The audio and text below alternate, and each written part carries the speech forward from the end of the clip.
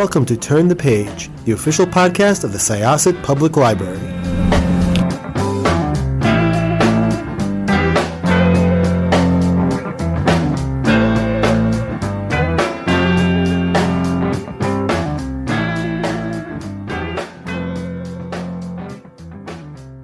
Hello, everyone. Welcome back to Turn the Page.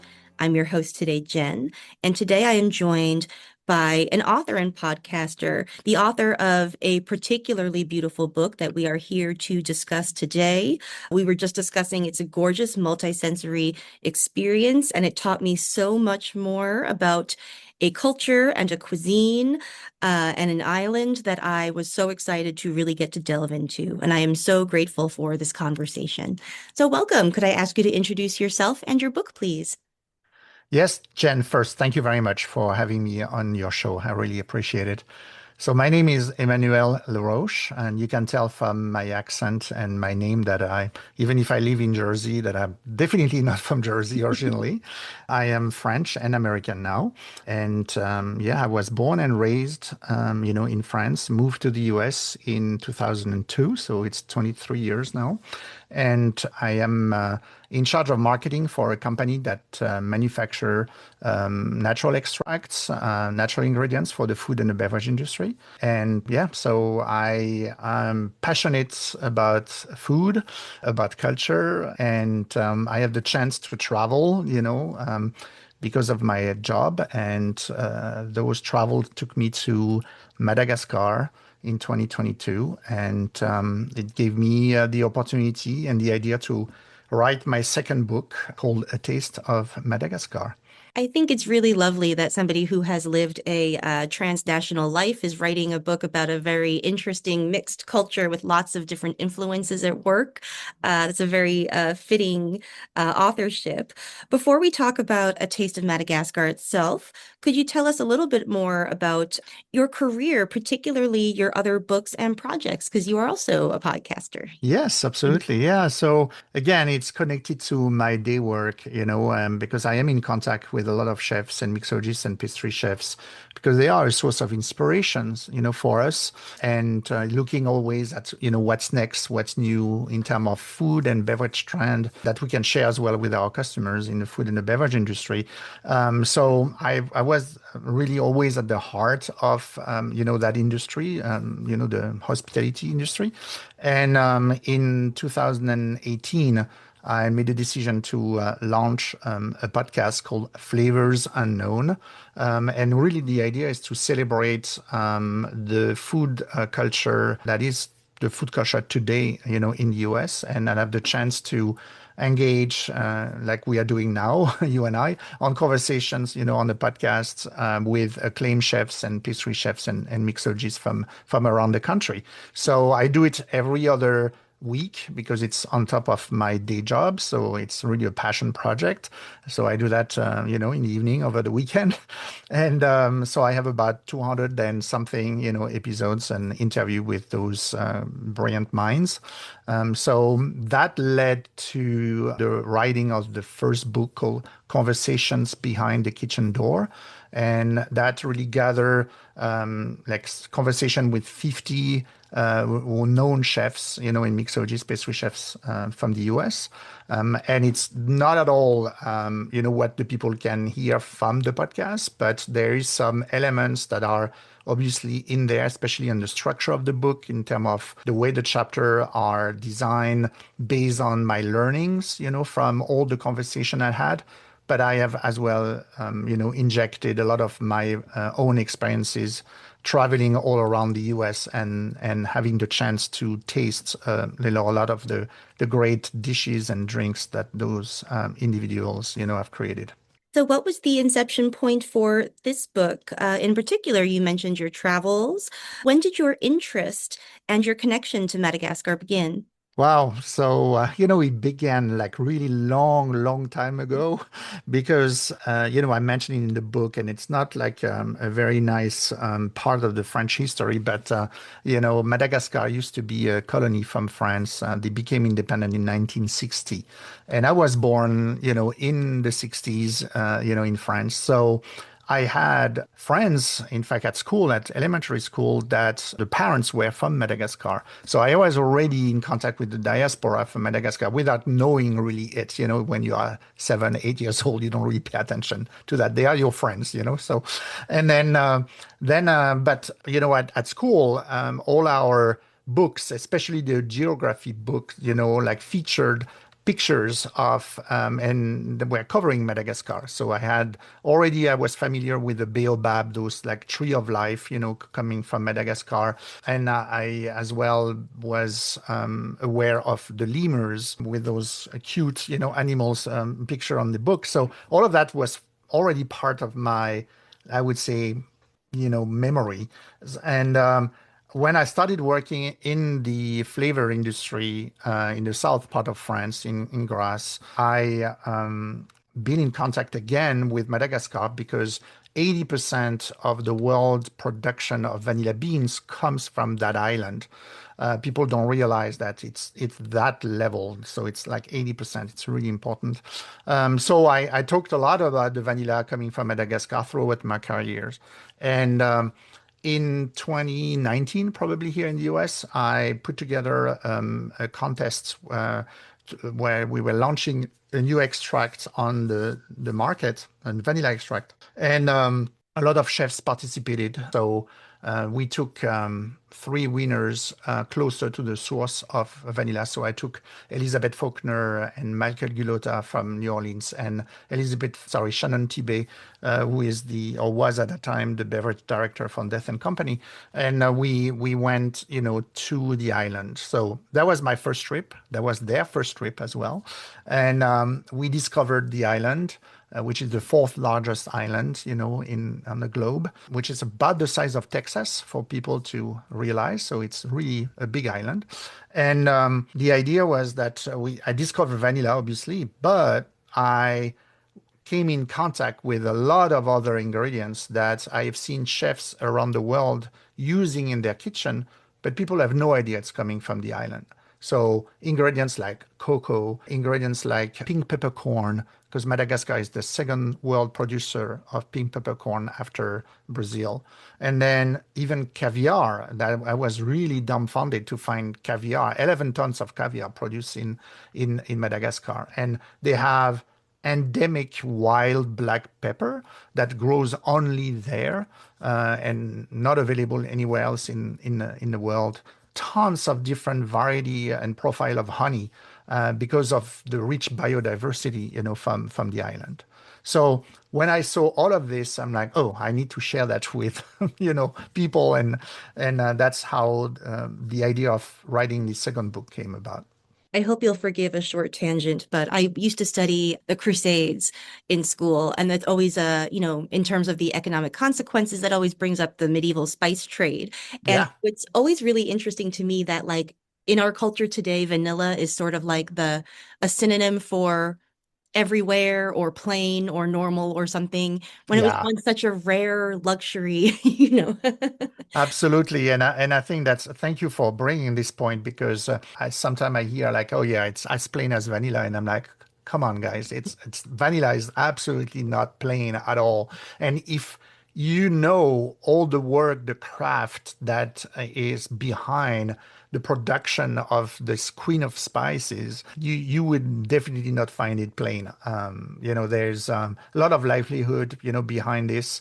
Just to mention one element, because there's people that have no idea, but each orchid flower is pollinated by hand because there's no insect. It's originally from Mexico, and there's an insect there that pollinate the flower. But when the French took like those vines and long time ago, and then put it in different parts around the tropics just to see where it would grow. There was an island near Madagascar called La Réunion, which French island, and the vine definitely grew, but there was no production of vanilla beans until one day something happened. There was kind of a mechanical accident, and the flower were kind of like pressed and so on, and then they artificially created the reproduction of the flower, and they realized that, oh, we can hand pollinate those.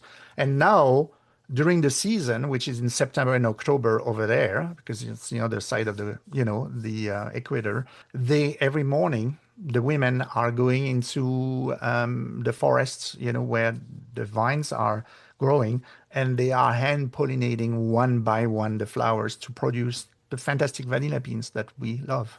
That's one of my favorite aspects of the book is that you not only explore these spices and ingredients that are sourced from Madagascar, but you look at people or you talk to people who are involved in the process from farm to table, as it were. Mm-hmm. Can you talk about some of these conversations and were there any surprises, any interesting things that you learned along the way from talking to all these people?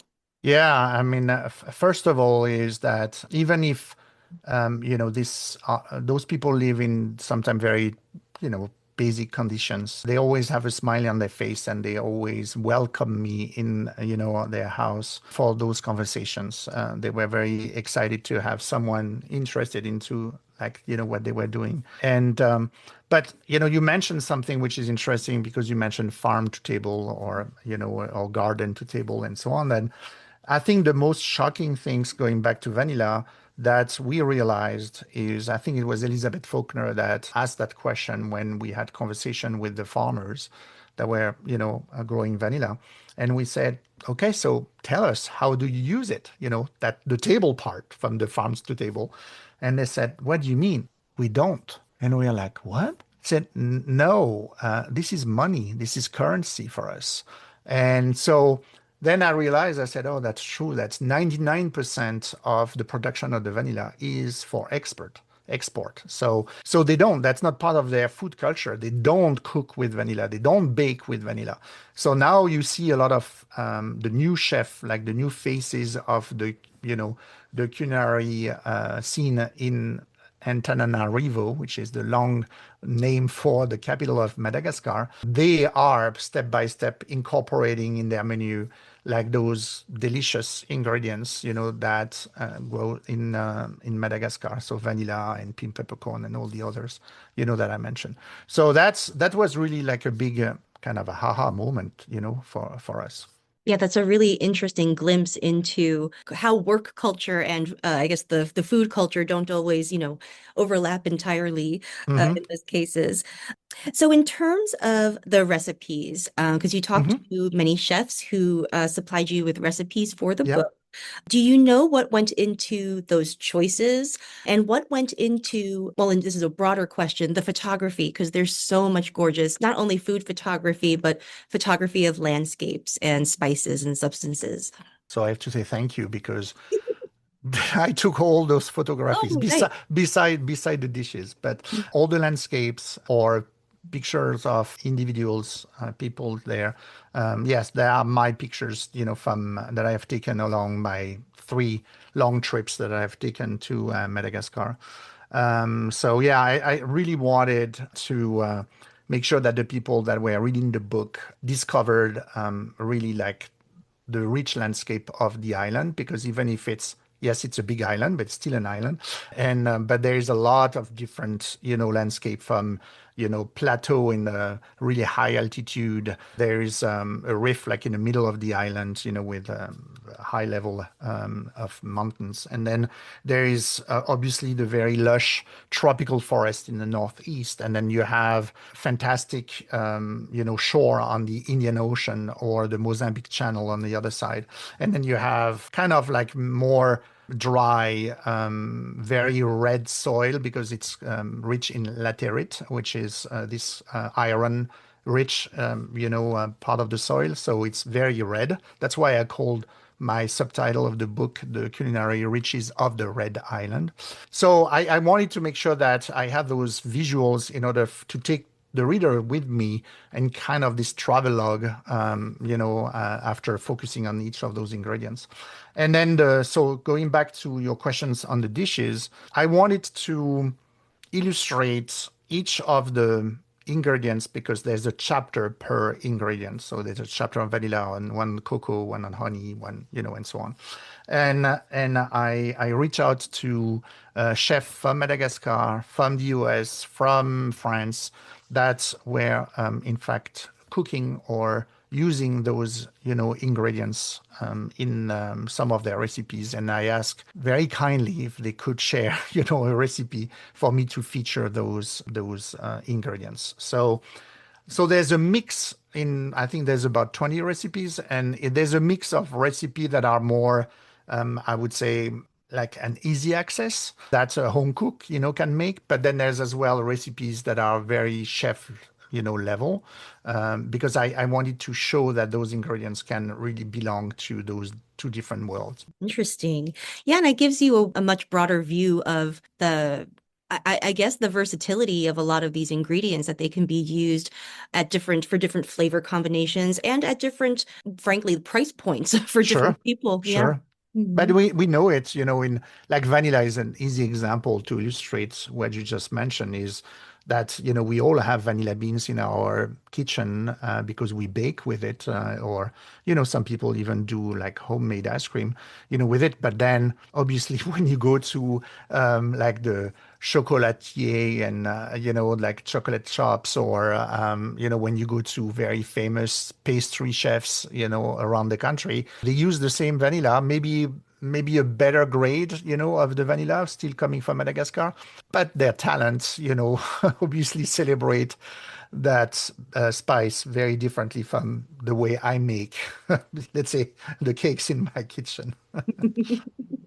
One of the things that your writing displays is that I think good food and good food writing both sort of depend on savoring the multi-sensory experience of food. The not just the taste, but the smells, the appearance, maybe the texture if you are Mhm. interacting with it. But your book also goes into the sounds of the local culture. There is a QR code at the back of the book that leads to a playlist. I'd love if you could talk a little bit about that playlist and how you assembled it. Yeah, thank you for noticing it. And yeah, I that's for me something that was important because so I love books and I love to have a book in my hand and flip it through the pages. I like that contact. But at the same time, I know that we are in, nowadays in the world of multisensorial, elements. And for me, approaching a culture is through the tastes, the smell. That's why there's a chapter as well on ingredients that are for perfumery and fragrances. But then the culture comes as well through the music and the sound. So already when I started thinking about the project of the book from the get-go, I wanted to have that playlist. So every trip that I taken there, all the people that I've met from Madagascar, I ask, can you suggest and you give me your top 5 songs that you love? And as I was traveling, I started to put together, this list on Spotify, and it was ready when I had to put together the manuscript for the publisher. It's such a nice addition, and it really makes the book an immersive experience, I think. You do feel like you are, it's a little bit of a cliche, but you are experiencing the vicarious travel that you went through the book, and it's really lovely. And I literally did that because there's some parts where we were driving long hours. I talk about it in the book, and so we had sometime drivers, and of course there's music playing. So I discovered those landscape listening to those music. So I hope the readers will do the same thing through my description of the landscapes, for in each chapter and listening to the music in the background. It's wonderful. Well, it's been so lovely talking to you about this book. What is on your horizon? Are you writing anything now? Do you have plans? Yes, in fact, I am on a third project, which is really completely different because I am trying to see if I can, write a novel this time. So it's still in the food because that's this space that I know quite well, but it's murder mystery in the restaurant industry, and it will be in between France and Panama this time. So It yeah, sounds yeah, I have the chance that I've been to Panama several times. I just came back my trip number 6, to Panama. And everyone is listening and wants to let's say, discover like a new destination. It's 5-hour flights from New York, and this is the same currency. They use dollars, and this is a very safe country, and the food culture is amazing. So I really recommend traveling to Panama. Oh, very nice. Well, that's a great travel recommendation. And I'm very excited for that novel. I was just talking to a mystery writer the other day, and one of the things that I love about mysteries is that it's a really fun way to introduce a reader to an intense subculture or environment Hmm. or something like that. So it sounds like it'll be a fun way to explore Yes, food industry some more.